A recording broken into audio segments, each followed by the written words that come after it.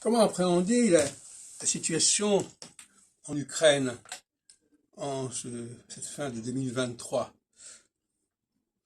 Eh bien, force est de constater que l'Ukraine a bénéficié d'aides extérieures. Et les aides extérieures sont la marque de ce que j'appelle en astrologie l'équinoxialité. Quand on attaque un pays qui est isolé, c'est une chose. Quand on attaque un pays qui a capacité à être prolongé, c'est une autre chose. Par exemple, en 1940, quand De Gaulle fait son appel le 18 juin, on est en phase équinoxiale. Et il ne manque pas de dire que voilà, il y a les alliés, il y a les colonies, etc. Il pose le problème, il désenclave le problème de la défaite française par rapport à l'ensemble des possibilités et surtout par rapport à l'avenir.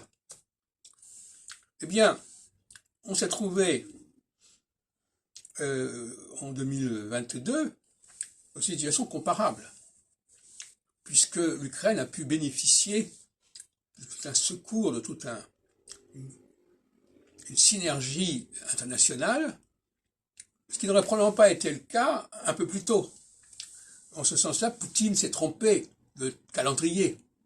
Il aurait dû s'en prendre à l'Ukraine en pleine phase solsticiale et non pas dans le basculement de la phase solsticiale à la phase équinoxiale.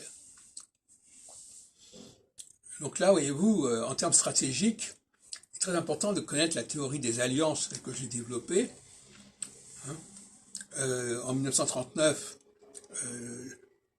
l'URSS a bénéficié d'une synergie avec l'Allemagne, ça a donné le pacte germano-soviétique.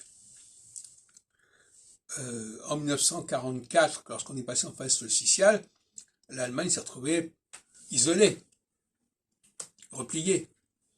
Eh bien, actuellement, c'est un peu le même problème, si ce n'est que ça interroge quelque peu sur le passage d'une phase à une autre, mais force est de constater que néanmoins, on est en phase équinoxiale et que toute l'affaire ukrainienne relève de l'équinoxialité.